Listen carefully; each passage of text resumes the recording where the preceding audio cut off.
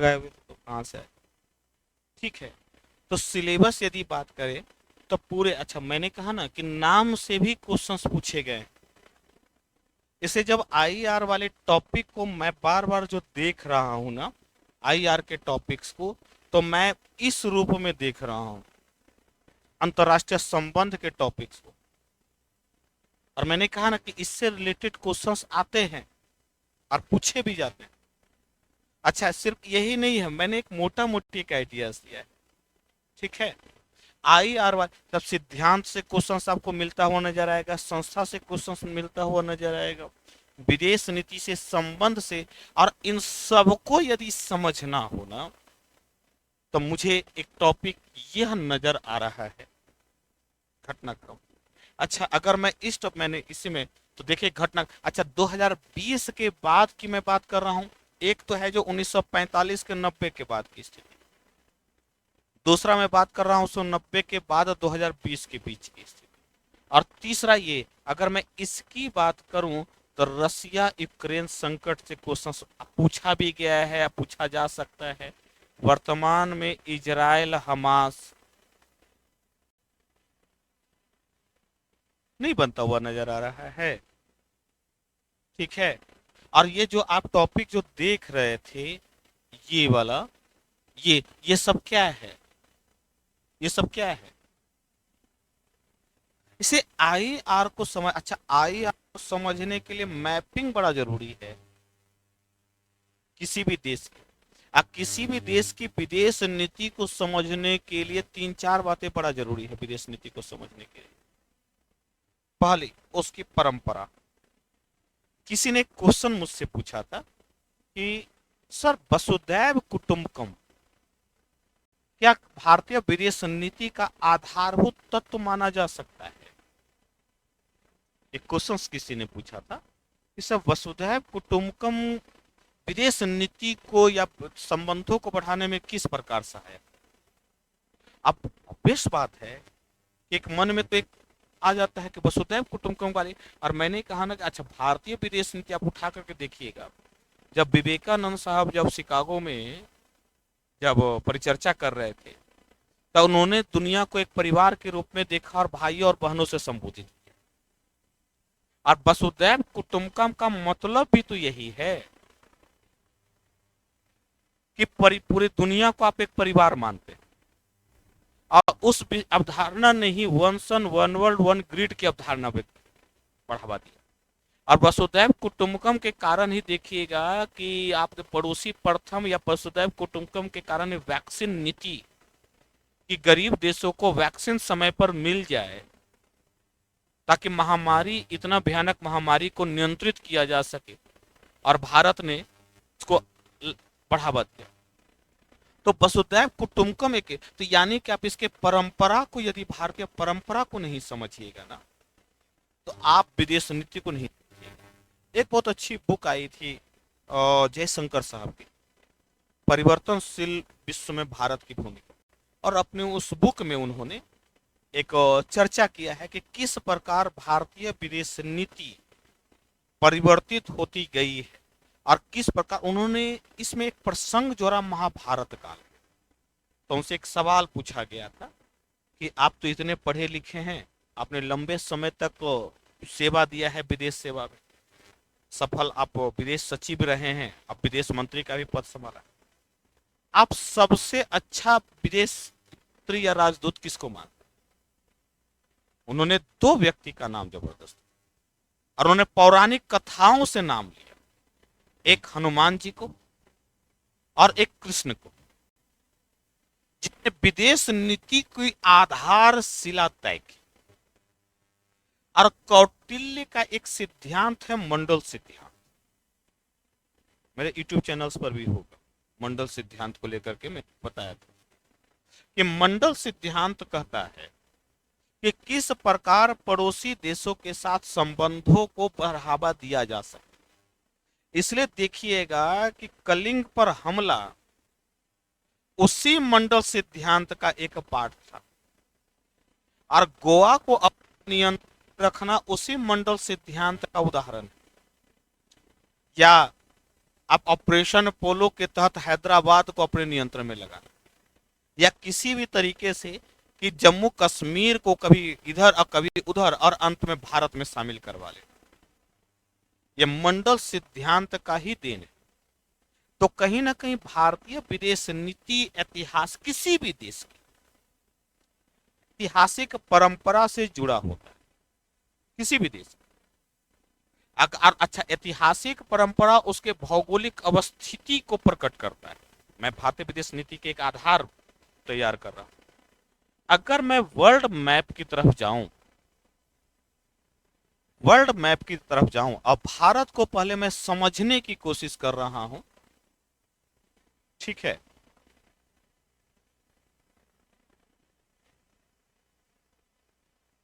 भारत को मैं एक समझने की कोशिश कर रहा हूं।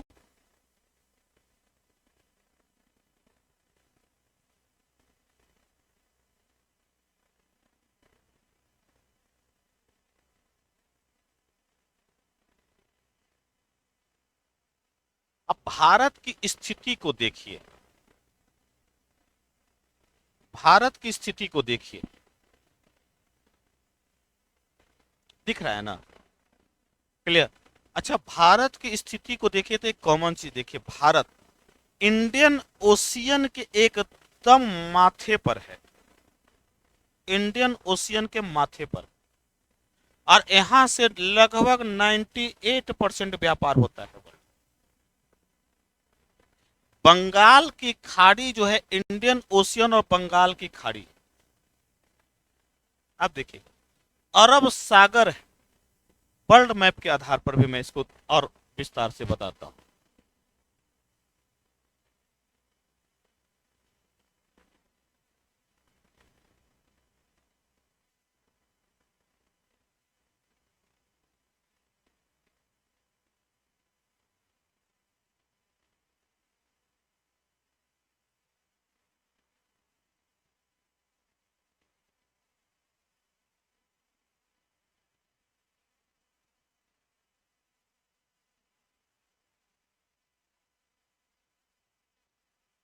वर्ल्ड मैप के आधार पर देखिए, भारत की स्थिति को देखिए, तब भारत केंद्र बना हुआ है इंडियन ओशियन के एकदम मुहाने पर, ठीक है। और उसके आधार पर आप इस अगर इधर देखना है तो पैसिफिक ओशियन से जोड़ने का काम कर रहा है,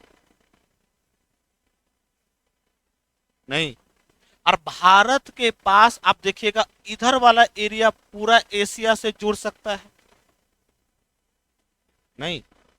और भारत के पास तो एक तो अवस्थिति है ही, भारत के पास अवस्थिति है ही कि कहां पर स्थित है, और भारत के पास संसाधन भी है। अब संसाधन में क्या, तो भारत के पास रेयर मटेरियल्स भी दिखा मिल रहा है, लिथियम, भारत के पास जलोढ़ मिट्टी है, भारत के पास अभी टेंटेनम अभी खोज हुआ है रेयर मटेरियल्स के रूप में, और भारत के पास संसाधन भी है किसी भी देश के साथ संबंधों को जोड़ने का, भारतीय परंपरा भी है, ऐतिहासिक परंपरा रही। इसीलिए देखिए, अच्छा, भारत की परंपरा इतनी रही है कि भारत का अखंड भारत की जो सांस्कृतिक अवधारणा है वो आपको इंडोनेशिया तक आपको दिखेगा, आपको कंबोडिया तक दिखेगा और चाइना तक दिखेगा। याद कीजिए, भारतीय विदेश नीति को प्रभावित कर, अब भारतीय विदेश नीति के विस्तार में जिस प्रकार महात्मा बुद्ध ने योगदान दिया, और पूरा पूर्वी पूर्वी एशिया, जो जितने भी पूर्वी एशिया के देश हैं वो पूरा भारत की तरफ झुके हुए आ गए, और बौद्ध धर्म ने इसमें बड़ा योगदान दिया है, नहीं। ओशो से एक बार पूछा गया था, ये बताइए ना कि सबसे लायक बेटा आप किसको मानते हैं, संतान, लायक संतान कौन है भारत माता का, तो ऑप्शन रखा गया श्री राम, श्री कृष्ण, महात्मा बुद्ध, जैन साहब, महावीर, वो कौन है सबसे लायक, तो उन्होंने सबसे लायक संतान महात्मा बुद्ध को। और आज देखिए कि इसी महात्मा बुद्ध के कारण पूरा भारत जो है आपका केंद्र बना हुआ है, पूर्वी एशिया, तो भारत की परंपरा भी, और इस परंपरा का विस्तार करने में अशोक की बड़ी भूमिका थी कि अशोक ने अपने पुत्रों और पुत्रियों को श्रीलंका, तिब्बत और अन्य क्षेत्रों में भेजा नहीं, और इसमें व्यापार की बड़ी भूमिका रही कि भारत से बड़ी मात्रा में व्यापार होता था। और इसका साक्ष्य तो आपको सिंधु घाटी सभ्यता के मेसोपोटामिया ही मुद्रा से मिलता है, जो बेलनाकार मुहर मिली लोथल से। इसलिए आपको भारतीय इतिहास की जानकारी होना बड़ा जरूरी है, जिससे भारतीय विदेश नीति की रूपरेखा था। ठीक है, और इसने, क्योंकि इस विस्तार ने, भारत की स्थिति ने, भारत के संसाधन ने, भारत की परंपरा ने किसी भी देश की स्थिति, किसी भी देश का, मैं किसका उदाहरण देता हूं, अफगानिस्तान। अफगानिस्तान की स्थिति को देखिए,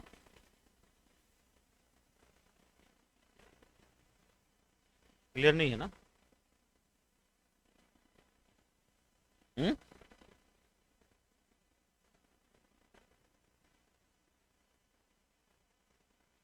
ये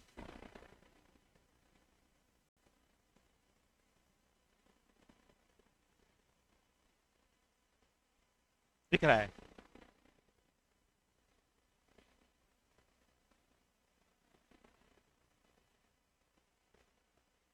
चलेगा, ठीक है।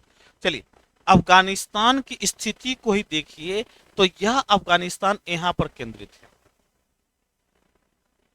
और अफगानिस्तान पर नियंत्रण करने के लिए कितने युद्ध लड़े गए। छोटा सा उदाहरण, उस समय यूएसएसआर की सीमा, क्योंकि अफगानिस्तान की सीमा ताजिकिस्तान से जुड़ी हुई है, और ताजिकिस्तान जो है, कजाकिस्तान, ताजिकिस्तान, ये जो तुर्कमेनिस्तान की सीमा है जो अफगानिस्तान से लगा, ये सभी यूएसएसआर का पार्ट रहा है।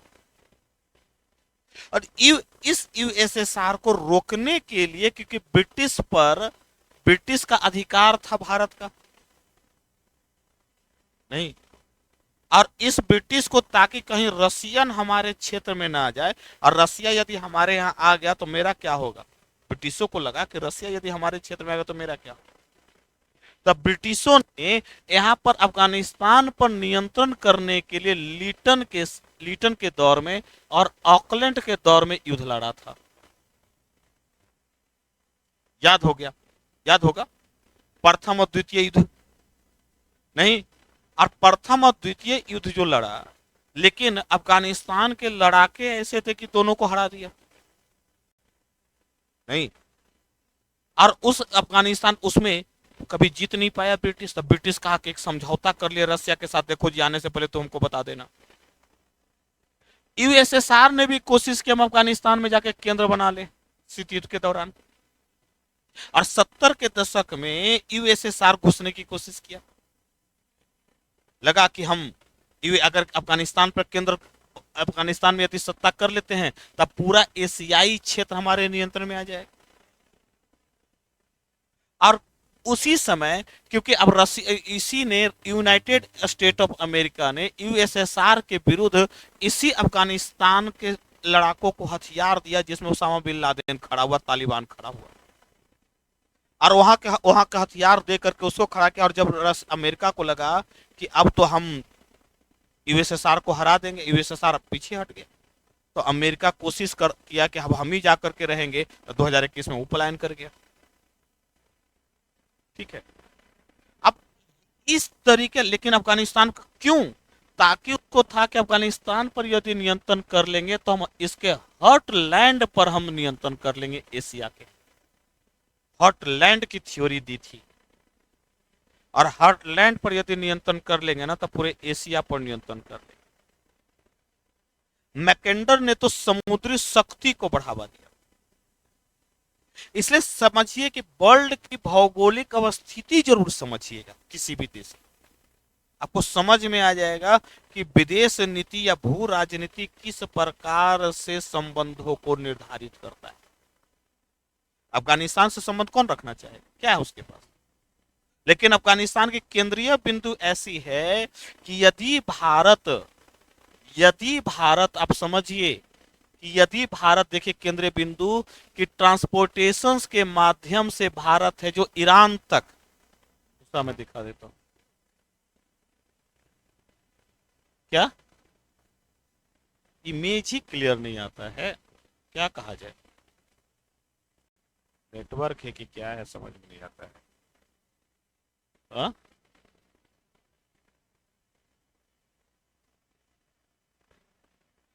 ये देखो ये भी वैसा ही है, इमेज ही क्लियर नहीं आता है।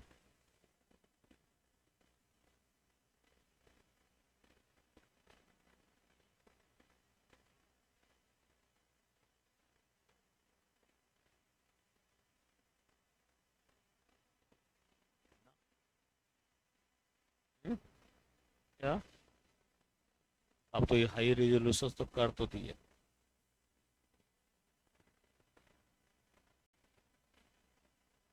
ठीक है कुछ, हाँ,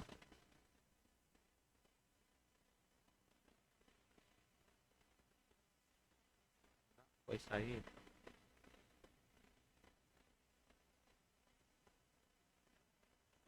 बड़ा पेचीदा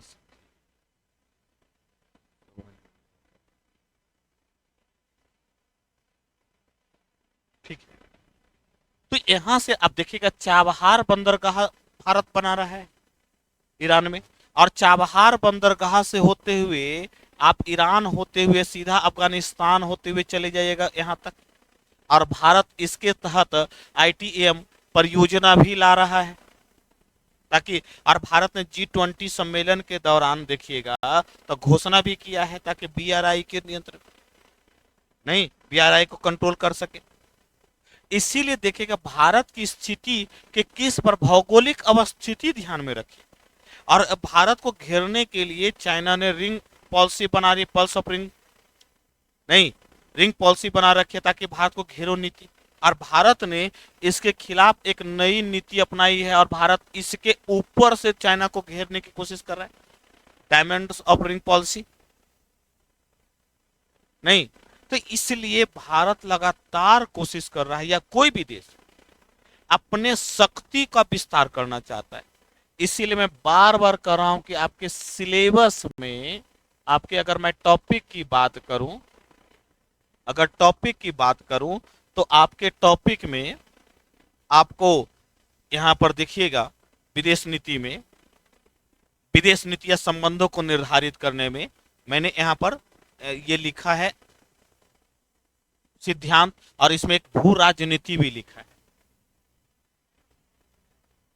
क्लियर। इसलिए आपको ना पूरा का पूरा टॉपिक देखना पड़ेगा एक एक करके, ठीक है। अब मैं थोड़ा थोड़ा सा इस पर चर्चा कर लेता हूं, जैसे कि मान लेता हूं शक्ति, एक और टॉपिक है राष्ट्रीय हित, ये भी बड़ा इंपॉर्टेंट टॉपिक।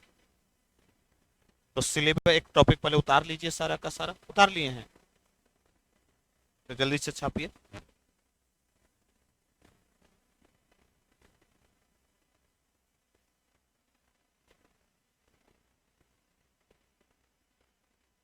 जल्दी से छापिए।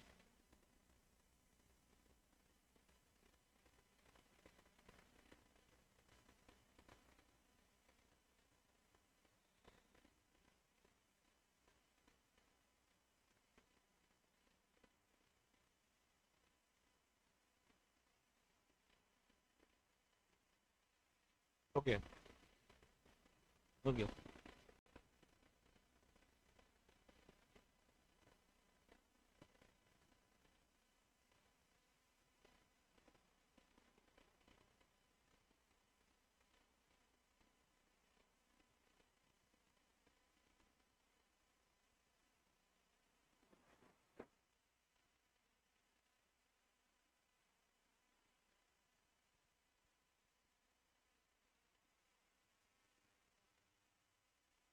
जल्दी से उतारिए। अगर हमने इस टॉपिक को अच्छे से कवर कर लिया ना आईआर वाले को, तो हम ओ वाले जीएस वाला पार्ट का जो सेक्शन है आईआर वाला अच्छे से कंप्लीट हो जाएगा।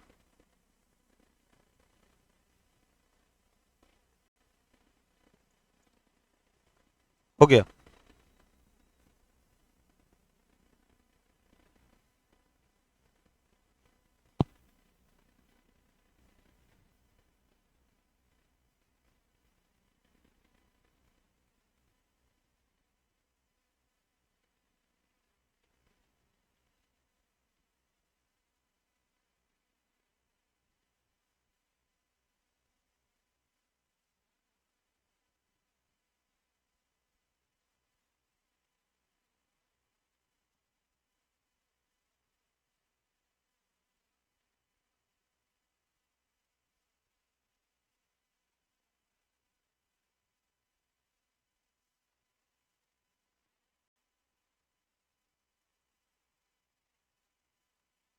क्लियर।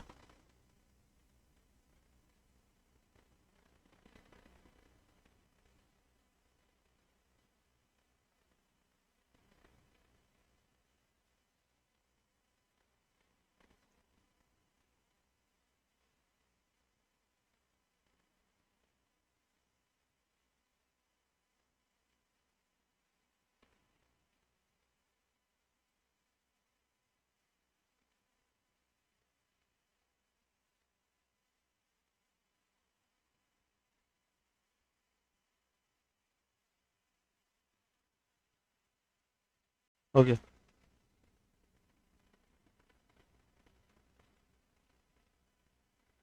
ये तो पूरा टॉपिक का ही कंक्लूजन हो। चलिए, अब हम एक एक करके ना थोड़ा से ध्यान से ही हम देख लेते हैं शुरुआत से, क्योंकि जब तक हमारा वो क्लियर नहीं रहेगा तब तक हम यहाँ पर नहीं चल पाएंगे। अगर मैं सिद्धांत के विचारों में, तो एक टॉपिक है आपका शक्ति। अरे शक्ति का मतलब क्या होता है? आमतौर पे कहते हैं कि शक्ति मतलब बल प्रयोग। आमतौर पर तो यही ना कहते हैं कि बल प्रयोग। नहीं, अंतरराष्ट्रीय संबंध में शक्ति का मतलब होता है बल प्रयोग करने की क्षमता, न कि बल प्रयोग। अगर आम तौर पर इसको कहते हैं बल प्रयोग, तब बल प्रयोग कैसे हो सकता है बंधु? या तो सैन्य रूप से हम दबा दे उसको। आमतौर पर तो बल प्रयोग यही ना कहते हैं कि सैनिक रूप से हम इसको दबा दें। और जितना महाशक्ति है, अमेरिका हो चाहे वह चाइना हो, प्रत्येक में कॉमन चीज देखिएगा, और इतिहास इसका गवाह है कि अपने सैन्य ताकत के दम पर कई राज्यों पर नियंत्रण स्थापित किया गया। कई राज्यों पर। अच्छा, यह बल प्रयोग हमेशा कभी भी दो महाशक्तियों के बीच कभी नहीं होगा। कभी नहीं होगा। यह बल प्रयोग जब भी होगा ना, तो कमजोर और शक्तिशाली देशों के बीच होगा। जब भी देखना, तो यह बल प्रयोग आपको कमजोर और शक्तिशाली देशों के बीच नजर आएगा। कभी भी शक्तिशाली देशों के बीच नजर नहीं आएगा। अगर आप कहिएगा कि इंडिया चाइना के बीच लड़ाई हो जाए, तो असंभव वाली बात है। रेयर ऑफ रेयरेस्ट ऐसा स्थिति आएगा जब हो सकता है। आप रसिया और अमेरिका कभी डायरेक्ट अब नहीं लड़ सकता। और 1945 के बाद से तो और नहीं, क्योंकि दोनों परमाणु शक्ति संपन्न है। क्लियर। इस शक्ति का, यहां शक्ति का मतलब अंतरराष्ट्रीय संबंधों में शक्ति का मतलब एक कतई तात्पर्य नहीं है बल प्रयोग के। मैं इसकी बात ही नहीं कर रहा। शक्ति का मतलब है बल प्रयोग करने की क्षमता होना। बल प्रयोग करने की क्षमता है कि यदि आपने हम पर हमला किया, तो मैं भी आप पर इतना तेज हमला करूंगा कि आप संभल नहीं पाएंगे। बल प्रयोग की क्षमता से। अब यह बल प्रयोग होगा कैसे? क्या सैन्य प्रयोग ही बल प्रयोग माना जाए? तो मुझे लगता है नहीं। बल प्रयोग के कई स्वरूप हैं अपनी ताकत प्रदर्शित करने का। वह हो सकता है अपनी सेना का ताकत हो सकता है आर्थिक ताकत हो, तकनीकी ताकत हो। इसे बल प्रयोग शक्ति का स्वरूप बड़ा विस्तारित है। अगर मैं बल या शक्ति को मैं बांटूं, तो मैं शक्ति को दो भागों में बांट सकता हूं। एक ऐसी शक्ति है जो हार्ड पावर कहलाती है। इसके माध्यम से दूसरे देशों की नीतियों में परिवर्तन करना, नियंत्रण नहीं, इस प्रकार से शक्ति का प्रयोग करना, हार्ड पावर, कोई भी पावर, इस प्रकार से अपनी शक्ति का प्रयोग करना ताकि दूसरे की नीतियों को परिवर्तित कर सके, उस पर उसको प्रभावित कर सके, यह बल प्रयोग है कि आपके प्रति वो सोचने लगे। ऐसा नहीं है कि आप उसको शक्ति, अब वो हो सकता है सैन्य शक्ति के दम पर आपके प्रति हो। कल मैं पनामा नहर के बारे में वीडियो देख रहा था, और पनामा नहर कभी कोलंबिया का पार्ट हुआ करता था, ठीक है। और पनामा नहर, क्योंकि आप पनामा नहर को देखिएगा, पनामा नहर की स्थिति को देखिएगा, ठीक है,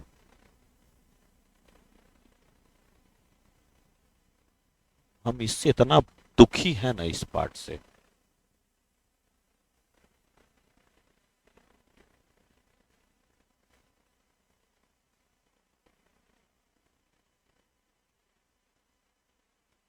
अब वही करना पड़ेगा।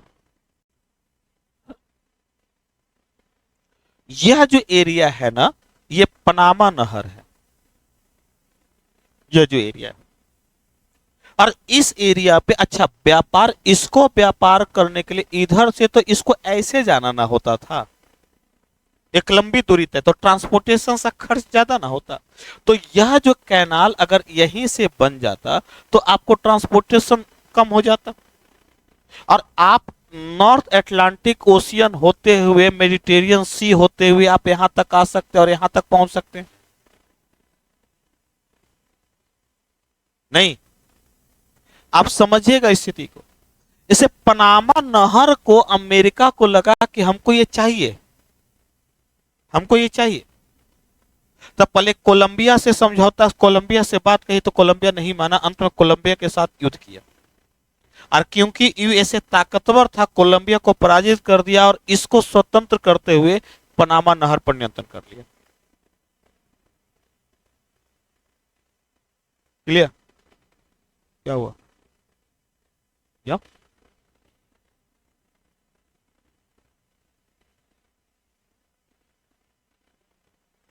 हाँ, जरूरी है, तो निकलो ना, आना क्या है इसमें, जा सकते हो ना, जा सकते हो ना, निकलो, उसका बैग ले लो, बैग डाल दो उसमें, अभी तो उधर ही बात करते गया है, तो जो इंपॉर्टेंट है पहले वो ना करो।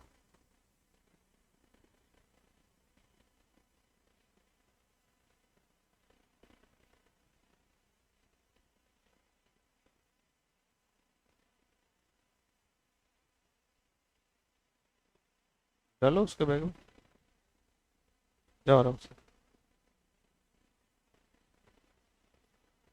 क्लियर?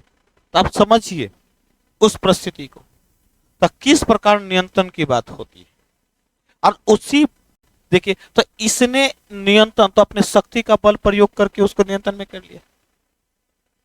शक्ति बड़ा इंपॉर्टेंट है, और प्रत्येक देश शक्ति अर्जित करना चाहता है बंधु। आज जिस स्थिति में, उसी स्थिति में नहीं रहेगा, वो और शक्ति अर्जित करेगा, और शक्ति के माध्यम से अपने हितों की पूर्ति करता है।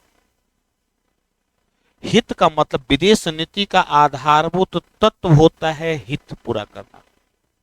अगर हित पूरा नहीं हो रहा है ना, तो विदेश नीति का कोई मतलब नहीं। यदि कलिंग ताकतवर होता तो मौर्य साम्राज्य का विस्तार कभी कलिंग तक नहीं होता, क्योंकि मौर्य साम्राज्य को चाहिए था हल्दिया बंदरगाह, मौर्य साम्राज्य को चाहिए था पारादीप, ताकि वो वहां से व्यापार कर सके, और एक स्वतंत्र और संप्रभु राष्ट्र तो कभी अपने यहां से जाने नहीं देता। मजबूरी थी अशोक की कलिंग पर हमला करो, और ताकतवर था कलिंग, इसलिए ये स्वाभिमानी था, इसलिए वो लड़ पाया नहीं, और तब जाकर के मौर्य साम्राज्य का वहां स्थापित विस्तार हुआ। यही कारण है कि वर्ल्ड में शक्ति प्रत्येक देश अर्जित करना चाहता है, अच्छा, शक्ति का जो स्वरूप मैं कह रहा हूं, जो शक्ति मैं कह रहा हूं, वह शक्ति का मतलब ये बल प्रयोग करने की क्षमता है, जो दो रूपों में होता है, एक हार्ड पावर, एक सॉफ्ट पावर। हार्ड पावर के तहत आप सैन्य शक्ति को रख सकते हैं। हार्ड पावर के तहत आप आर्थिक ताकत को रख सकते हैं। आपको किसी को झुकाना हो, कर्जा दे दीजिए, चाइना की नीति, ब्लैंक चेक पॉलिसी, इसी हार्ड पावर का नतीजा है। ब्लैंक चेक पॉलिसी जो है चाइना की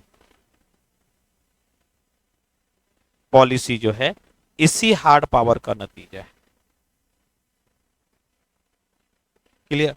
सैन्य ताकत, ताइवान पर चाइना का जाना, अपना सैन्य प्रदर्शन करना, अमेरिका का सैन्य प्रदर्शन करना, ऑपरेशन इनफाइनाइट रीच चलाना, इंड्यूरिंग फ्रीडम चलाना, वह सभी इसी हार्ड पावर का नतीजा है।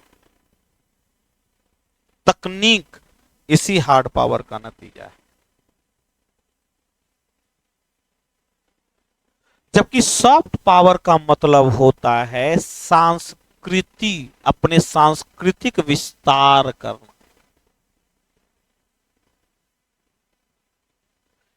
मौर्य साम्राज्य को देखिए, तो पहले हार्ड पावर अपनाया और धीरे धीरे कहा कि हार्ड पावर से काम नहीं चलेगा, तो उसने सांस्कृतिक विस्तार किया और अपने पुत्रों और पुत्रियों को भेज दिया, जाओ जी संबंध बनाओ। और श्रीलंका का शासक इतना प्रभावित हो गया कि बोध गया में वृक्ष स्थापित करने के लिए कहा कि हमको अनुमति दे दो। हाइयान हुएनसांग कहा कि हमको शिक्षा दो। पूरा जापान या चाइना है जो बौद्ध धर्म को स्थापित करने में वहां स्थापित हो पाया नहीं। सांस्कृतिक, इसको बढ़ाने में डायस्पोरा का बड़ा योगदान है। आज देखिए कि दीपावली जो है ये सांस्कृतिक विस्तार का एक शक्ति है जी, कि आपको यूएसए के व्हाइट हाउस में भी दीपावली मनाया जा रहा है। डायस्पोरा का मतलब होता है भारतीयों का विस्तार, विस्तार होना, चाहे वह इमिग्रेशन के माध्यम से, इमिग्रेशन के रूप में, वैध शरणार्थी के रूप में, या शरणार्थी नहीं बोलेंगे, प्रवासी के रूप में दूसरे देशों में गए और अपनी क्षमता के बदौलत उन्होंने वहां ताकत अर्जित कर ली और वहां राजनीति में प्रमुख हिस्सेदार बने और आज भी वह जुड़ाव महसूस करते हैं। नागरिकता का टॉपिक पढ़ाए होंगे तो ये डायस्पोरा जरूर बताए होंगे, ना बताने का सवाल ही उत्पन्न नहीं होता। इसी डायस्पोरा के विस्तार ने भारतीय सांस्कृतिक विस्तार किया। देखिए तो आज कढ़ी चावल कहां फेमस नहीं है, भारतीय खान पान कहां फेमस नहीं, नहीं, ये डायस्पोरा का ही कमाल है कि भारत एक बड़ी ताकत के रूप में उभरा है। और ये डायस्पोरा का ही कमाल है कि भारत और अमेरिका के साथ परमाणु संबंध बढ़े। क्लियर? और ये देखिएगा कि इसी डायस्पोरा कमाल है कि आज देखिएगा यूएई, कभी कोई सोच सकता था कि भारतीय संस्कृति मंदिर यूएई स्थापित कर लेगा, जो इस्लामिक कंट्री है पूरी तरह से। लेकिन भारतीय ताकत का प्रदर्शन देखिए कि वहां पर और भारतीयों के साथ यूएई का विस्तार होता चला गया। इससे आपको ज्यादा अच्छा, यह तो शॉर्ट टर्म संबंध है, शॉर्ट टर्म संबंध है, लेकिन अगर यह विस्तार होता है ना तो लॉन्ग टर्म संबंध आपको स्थापित हो जाता है। इसलिए देखिएगा कि भारतीय प्रधानमंत्री कहीं जाएंगे ना तो उसके साथ सांस्कृतिक जुड़ाव व्यतीत करते। देखो जी हमारी संस्कृति कैसे जुड़ी हुई है, यह सॉफ्ट पावर का कमाल है। वैक्सीन पॉलिसी सॉफ्ट पावर का कमाल है, सॉफ्ट पावर का कमाल है वैक्सीन नीति। इसलिए देखिएगा तुर्की कितना भी, चाहे वह सहायता देना हो, आपदा में दूसरे देशों को सहायता देना हो, तुर्की हमेशा भारत के विरोध में, ये जम्मू कश्मीर को लेकर के हमेशा पाकिस्तान का समर्थन करता। लेकिन जैसे ही आपदा आया तुर्की का सपोर्ट कर दिया भारत ने, नहीं, मानवीय सहायता पहुंचाई। अंत में तुर्की के लोग जो हैं वह आप देखिएगा भारतीयों के प्रति बड़ा लेवल हो गए। आज भी राज कपूर की फिल्में हैं जो रसिया में बड़े चाव से देखी जाती है। नहीं, अफगानिस्तान जाइए, आप कहिएगा ना कि लेकिन अफगानिस्तान का देखिए तो आज भी खिलाड़ी है जो लगता है कि भारत में खेल रहा, भारतीय ही हो। नहीं, आप लोगों ने एक कहानी पढ़ी होगी मीना की, काबुली वाला। नहीं, और काबुली वाला कैसे काबुल से आता है और अखरोट, ड्राई फ्रूट्स एक बच्ची को बेचता है, बच्ची को देता है, उसके बच्ची से प्रेम हो जाता है। नहीं, यह सांस्कृतिक जुड़ाव है बंधु, यह डायस्पोरा है, यह सॉफ्ट पावर। आपका भी दिल है जो उस काबुली वाले पर आ जाता है जब आप उसकी कहानी पढ़ते हैं तो। नहीं, तो इससे एक दूसरे का जुड़ाव जब होता है तो इसे शक्ति, तो शक्ति का दूसरा स्वरूप भी है जीवन। और इन दोनों ताकत का यदि आप प्रयोग करेंगे ना तो यह स्मार्ट पावर होता है। कि भारत ने इन दोनों ताकत का हाल के दिनों में प्रयोग करना शुरू किया है। वैक्सीन नीति के तहत पड़ोसी देशों को सहायता भी पहुंचाई, अन्य देशों को, और साथ साथ पाकिस्तान को सर्जिकल स्ट्राइक के माध्यम से उसकी क्षमता भी प्रदर्शित करवाई। अजरबैजान और आर्मेनिया में जब युद्ध हुआ तो आर्मेनिया को भारत ने सहायता भी पहुंचा दी। फिलीपींस को ब्रह्मोस मिसाइल दे दिया। क्लियर? शक्ति एक, अच्छा, ये सारी शक्ति का उद्देश्य एक ही है और वह उद्देश्य अपना हित पूरा करना।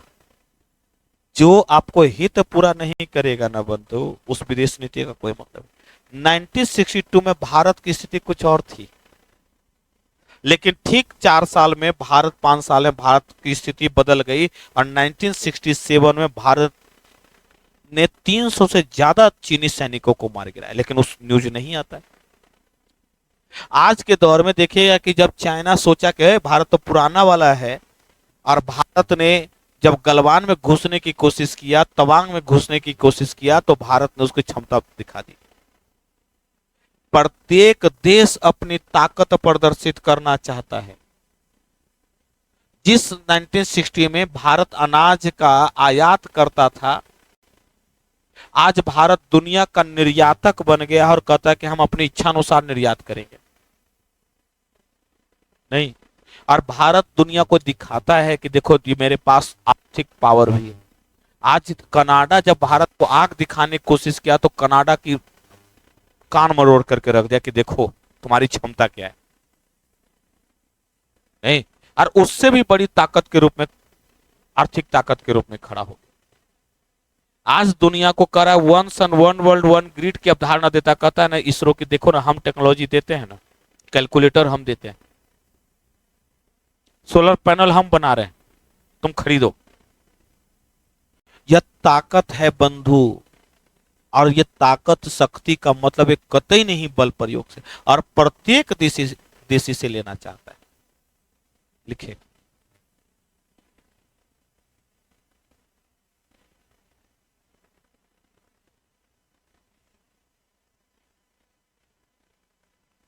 अंतरराष्ट्रीय संबंधों में, हेडिंग दीजिए शक्ति।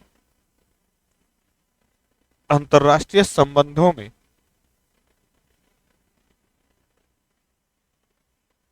शक्ति से तात्पर्य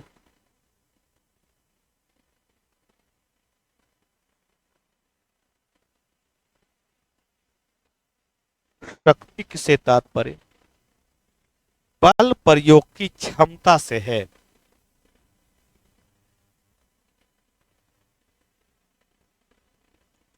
ना कि बल प्रयोग करने से।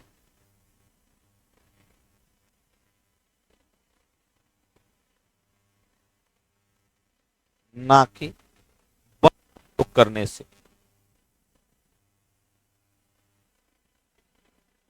प्रत्येक राष्ट्र अपने हितों की पूर्ति करने हेतु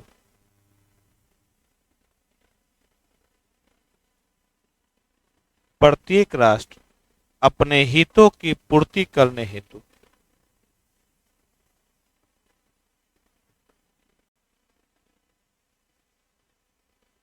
शक्ति चाहता है।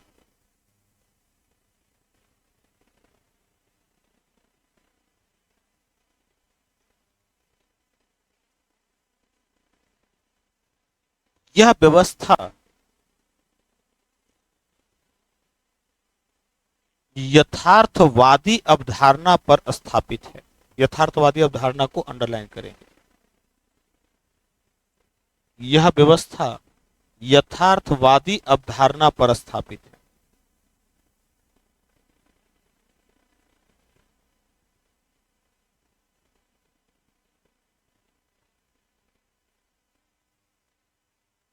अच्छा, यथार्थवादी और आदर्शवादी में अंतर है बंधु, ध्यान रखिएगा जो मैं बताना चाह रहा हूं।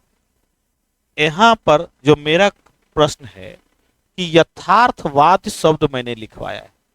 यथार्थवाद आदर्शवाद का विपरीत शब्द है। आदर्शवाद कहता है कि दुनिया में हथियार नहीं होने चाहिए। आदर्शवाद कहता है कि दुनिया में राम राज्य हो। राम राज्य में उस परिप्रेक्ष्य में बोल रहा हूं कि सब सुख हो, ठीक है। दुनिया में कहता है कि नहीं जी, कोई किसी की का शोषण नहीं करेगा, सब बराबर होगा। एक यूटोपियन व्यवस्था मुझे दिखती है यथार्थवाद। यूटोपियन व्यवस्था दिखती है। यूटोपियन व्यवस्था का मतलब मैं कहना है कल्पनावादी दिखती है। कल्पनावादी दिखती है। कहता है कोई शोषण शोषक नहीं होगा, कोई शोषक वर्ग नहीं होगा, सब बराबर होगा, सबका विकास होगा, सबका विकास होगा, हथियार नहीं होंगे, शांति से सब रहेगा।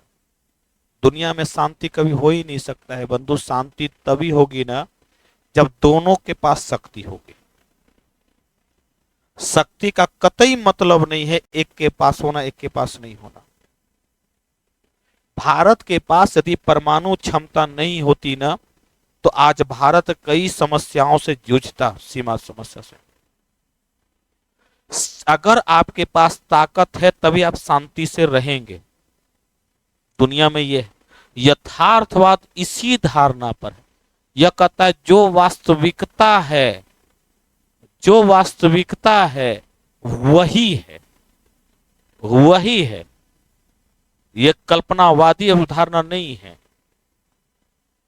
वर्ल्ड में वास्तविकता एक ही है और वह है अपना हित, और अपना हित के लिए चाहिए शक्ति।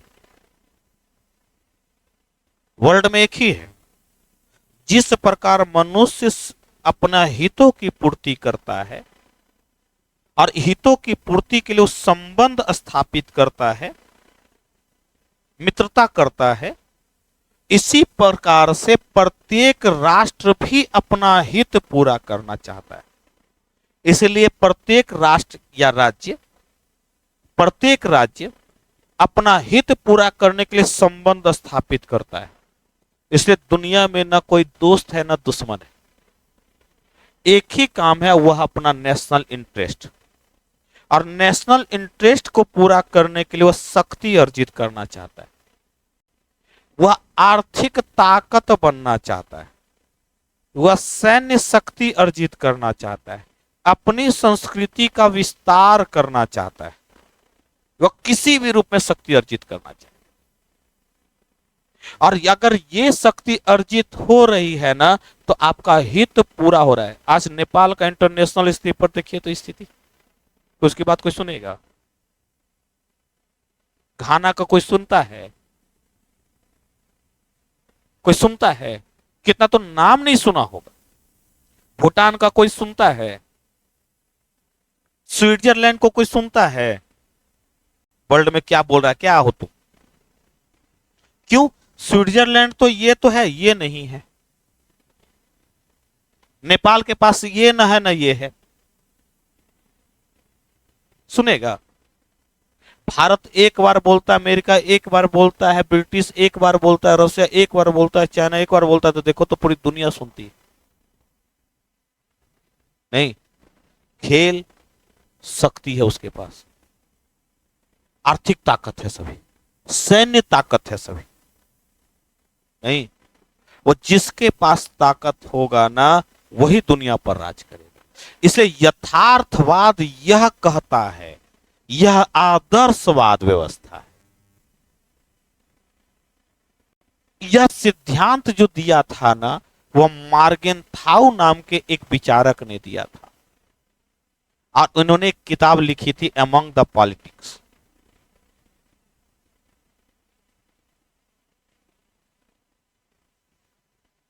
और उन्होंने कहा कि दुनिया में कोई कोई संस्था नहीं काम करती है जी, दुनिया में एक ही काम करता है, वह अपना इंटरेस्ट। इसलिए दुनिया में कोई अंतरराष्ट्रीय संस्था नहीं है। उनके यथार्थवाद का मुख्य केंद्र बिंदु है राष्ट्रीय हित, और उस राष्ट्रीय हित का केंद्र बिंदु है शक्ति। इसे प्रत्येक राष्ट्र शक्ति अर्जित करना चाहता है। इसलिए देखिएगा कि भारत भी शक्ति अर्जित करते हुए तो 1960 के दशक से वर्तमान दौर में देखिएगा तो कहां भारत आर्थिक रूप से दूसरे पर डिपेंड था। आज भारत पांचवी बड़ी अर्थव्यवस्था बन गया और तीसरी की तरफ अग्रसर है। अब दुनिया से नहीं लड़ सकता भारत से, संभव नहीं। वरना आज भी गोरों को यह लगता था भारत कुछ है नहीं। भारत ने वो ताकत अर्जित कर लिया कि कनाडा को कहना पड़ गया हम भारत से नहीं लड़ सकते हैं। जबकि कनाडा इस मानसिकता में था कि हम गोरे हैं, भारत कुछ है। इस मानसिकता से बाहर कनाडा निकल गया।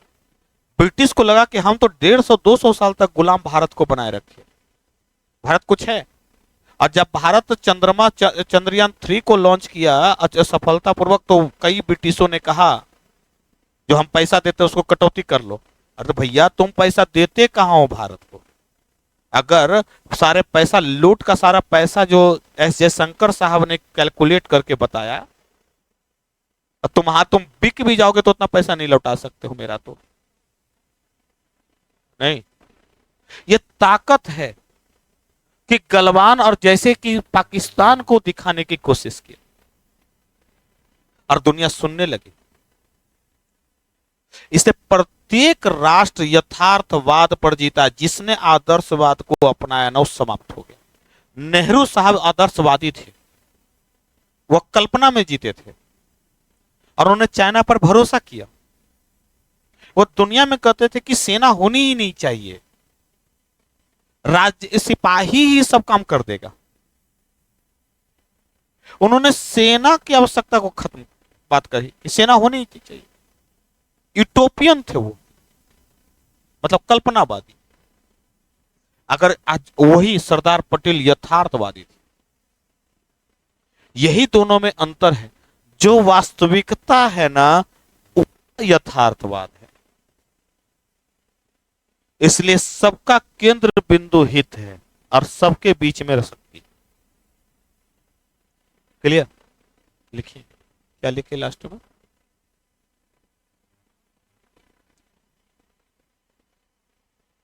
प्रत्येक राष्ट्र अपनी वर्तमान स्थिति से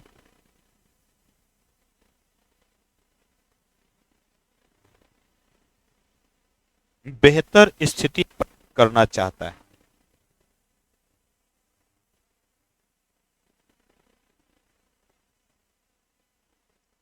इसके लिए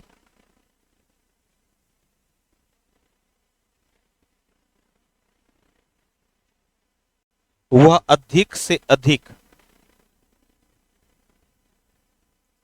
शक्ति अर्जित करेगा।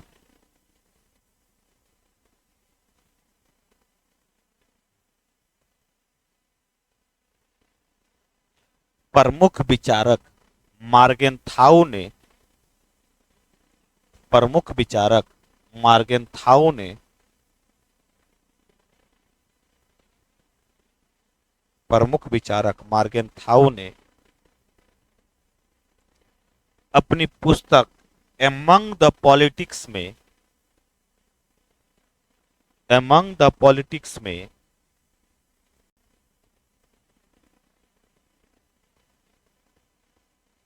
यथार्थवाद की अवधारणा प्रस्तुत की।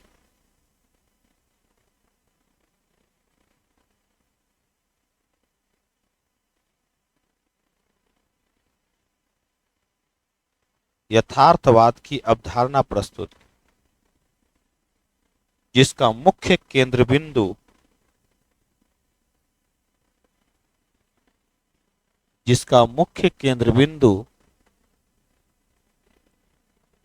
राष्ट्रीय हित है।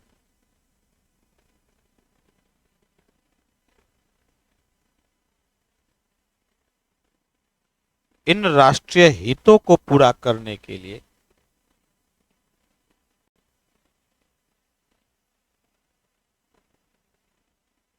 अधिक से अधिक शक्ति अर्जित करने पर जोर दिया जाता है।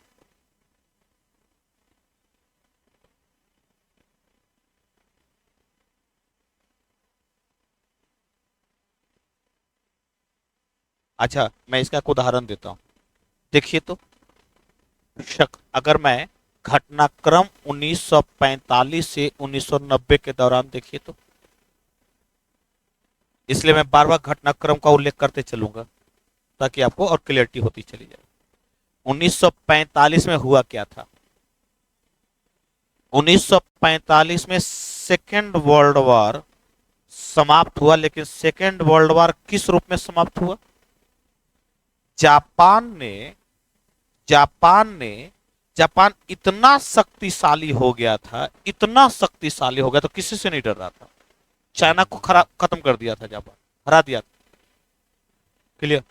जापान इतना शक्तिशाली हो गया कि अमेरिका पर हमला कर दिया और पर्ल हार्बर हमला हुआ, उसका नौसैनिक अड्डा को समाप्त कर दिया था जापान। इसके विपरीत अमेरिका ने इस पर परमाणु हमला कर दिया। अब समझिए स्थिति को। अब जापान उठ नहीं पाया, हालांकि इसकी जिजीविसा इतनी बड़ी है कि कल 7.6 रिक्टर पैमाना पर भी, अगर परसों आया था जो भूकंप, उसमें भी मात्र 40 से 45 लोग ही एक अनुमान है कितना मरे। अगर कहीं गलती से चाइना या भारत में आ जाए तो 45 कब 45,000 और लाख में बदल जाए, सोचा नहीं जा सकता है। नहीं, 7.6 रिक्टर पैमाना, समझ रहे हैं आप? सबसे हाईएस्ट स्थिति है। ठीक है, अब वहां पर अमेरिका ने इस पर हमला कर दिया और अमेरिका ने अपनी ताकत प्रदर्शन किया परमाणु हमला के रूप में। अब देखिएगा, द्वितीय विश्व युद्ध में दो ध्रुव था, मित्र और धुरी, दो ग्रुप के बीच लड़ाई हुई। और मित्र राष्ट्र के रूप के साथ साथ यूएसए भी है, यूएसएसआर भी है, ब्रिटिश भी है,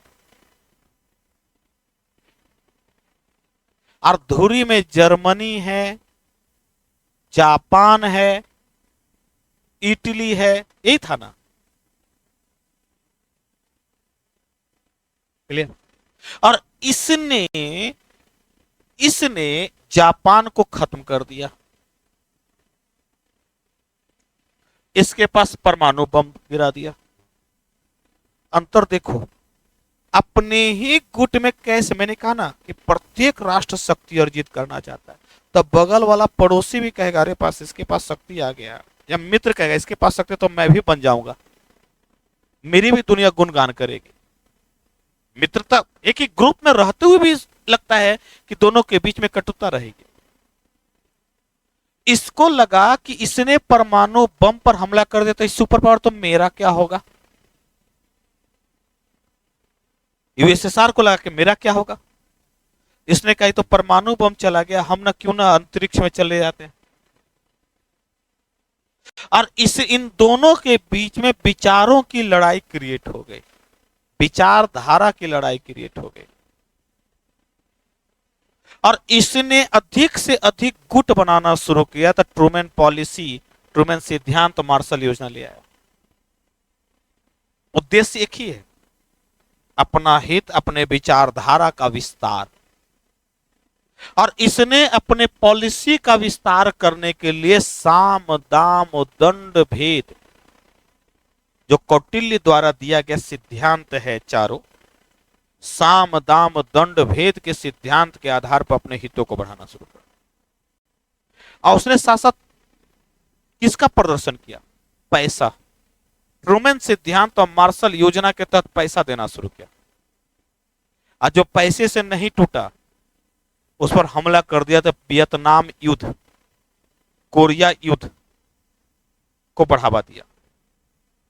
प्रत्येक राष्ट्र अपने हितों की पूर्ति करने के लिए आर्थिक रूप से, सैन्य रूप से दूसरे राष्ट्र, और चाहता है कि हम अपना अधिक से अधिक अर्जित करें। तो कौन सा राष्ट्र उसके गुट में जा रहा था? जो कमजोर था। अगर शक्तिशाली रहता तो कभी जाता? संभव नहीं था। इसलिए प्रत्येक राष्ट्र जो स्थिति में है ना, उस स्थिति से बाहर आना चाहता है। ये समझ में आ रही? इसीलिए भारत भी, अब देखिएगा 1945-50 का भारत और वर्तमान के भारत में जमीन आसमान का फर्क है। नहीं, इसलिए अगर मैं शक्ति को इस आधार पर दो भागों में, ऐसे तीन भागों में शक्ति को बांटा जा सकता है। एक भाग कहता है शक्ति का, जो तीन भाग कहता है शक्ति का, पावर का, वह पहला भाग है आपका हार्ड पावर, दूसरा भाग है आपका सॉफ्ट पावर, और तीसरा भाग है स्मार्ट पावर। तीन भाग, यानी तीनों शक्ति अर्जित करना चाहता है दुनिया। अब प्रत्येक व्यक्ति या प्रत्येक राष्ट्र, राज्य इसको स्थापित करना चाहता है, प्राप्त करना चाहता है। तो इसमें क्या? तो इसमें सैन्य ताकत पर अपनाना चाहता है। तो देखो तो परमाणु क्षमता, प्रत्येक राष्ट्र चाहता है कि मेरे पास मैं परमाणु शक्ति संपन्न रहूं। और इसने हथियारों को बढ़ावा दिया। शीत युद्ध में हथियार को बहुत ज्यादा बढ़ावा दिया गया, और उसमें सबसे ताकतवर हथियार क्या है? परमाणु बम। नहीं, अब प्रत्येक राष्ट्र परमाणु क्षमता स्थापित करना चाह रहा था। भारत मुझसे पीछे नहीं था। तो 1974 में पहला परमाणु परीक्षण किया, और उसके बाद 98 में दूसरा परमाणु परीक्षण किया। परमाणु क्षमता। इसे प्रत्येक राष्ट्र, चाहे वह विमानों का बनाएगा, चाहे फाइटर प्लेन बनाएगा, मिसाइल बनाएगा, प्रत्येक राष्ट्र यह सैन्य ताकत स्थापित करना चाहता है। प्रत्येक राष्ट्र आर्थिक ताकत स्थापित करना चाहता है। चाहता है कि मैं आर्थिक रूप से संपन्न रहूं, तो मैं दबाव नहीं सहूंगा। इसे चाइना ने दोनों को अपनाया। भारत आर्थिक ताकत नहीं बन पाया। भारत धीरे धीरे सैन्य ताकत तो बना, लेकिन आर्थिक ताकत नहीं बन पाया। अब भारत लंबे सैन्य ताकत नहीं बना, क्योंकि भारत में मैन्युफैक्चरिंग होता ही नहीं था। भारत दुनिया का सबसे बड़ा आयातक राष्ट्र बनकर के उभरा हथियार में, और 60% हथियार रसिया पर डिपेंड हो गए। इसे रसिया के संबंध देखिएगा, भारत के संबंध पारंपरिक दोस्ती वाली, आपकी तो कुछ करते रहिएगा, अंत में जाकर के ऐसा दोनों समझौता कर लेता है कि दुनिया आश्चर्यचकित हो जाती। अभी हाल ही में जयशंकर साहब रसिया गए थे। अब प्रोटोकॉल को तोड़ते हुए रशियन राष्ट्रपति ने उनसे मुलाकात की। हमेशा पुतिन साहब अपने समकक्षों के साथ ही बात करते हैं, लेकिन पुतिन साहब ने प्रोटोकॉल तोड़ दिया और विदेश मंत्री से डायरेक्ट फेस टू फेस वार्ता की, और भारत के दिए गए निमंत्रण को स्वीकार कर लिया। यह अपने आप में आश्चर्यजनक वाली बात है। यह भारत की ताकत दिखा रहा है। अगर भारत ताकतवर नहीं होता ना, तो तालिबान में भारतीय विमान नहीं उतरता, ये अफगानिस्तान में या रसिया में 2 घंटे के लिए युद्ध नहीं रुकता। नहीं, इसे ताकत है बंधु। सॉफ्ट पावर के तहत बिना हार्ड पावर का प्रयोग करते हुए। अच्छा, भारत ये कभी नहीं चाहता कि मैं हार्ड पावर का प्रयोग करूं, हालांकि कभी कभी मजबूरी हो जाती। जैसे पाकिस्तान के पीओके में भारत, अब मुझे लगता है पीओके में हमला पाकिस्तान पर थोड़े ना हुआ है। मेरा एक मत कहता है पीओके पर तो भारत ने अपने ही क्षेत्र में हमला किया। पीओके तो भारत का ना अंग है, जो संसद ने 1994 में ही ये कह दिया था कि भारत भारत है, जो कभी एक ऐसी स्थिति आई कि भारत इसको ले लेगा, जब पीवी नरसिम्हा राव उस समय प्रधानमंत्री थे। उन्हीं के दौर में संसद द्वारा ये पारित कर दिया गया पीओके, ये भारत का हिस्सा है, और जब स्थिति आएगी तो भारत है जो इसको अपने नियंत्रण में ले लेगा। और हाल ही में जब 370 को लेकर के हटाया जा रहा था, और जब वो सीटों का निर्धारण किया जा रहा था, तो उसमें पीओके के लिए भी सीट निर्धारित कर दी गई, सीटों की संख्या बढ़ा दी गई। क्लियर? तो सॉफ्ट पावर के तहत बिना आर्थिक दबाव, बिना सैन्य दबाव के उसको अपने क्षेत्र में करना है, अपने नियंत्रण में करना, इसलिए सांस्कृतिक विस्तार ज्यादा दिखेगा आपको, सांस्कृतिक विस्तार ज्यादा, और इसको बढ़ाने में आप इसका भूमिका ज्यादा दिखेंगे। और जब ये दोनों पावर का प्रयोग करते हैं ना, जब नहीं मानता है तो बात के साथ साथ लाठी भी दिखाना पड़ता है, नहीं होता है, नहीं, कि पहले बात से मनाया जाता है, नहीं मानता है तो कहता लठ दिखाओ तो मान जाएगा। तो स्मार्ट पावर का प्रयोग किया जाता है। नेक्स्ट क्लास में हम आगे चर्चा करें।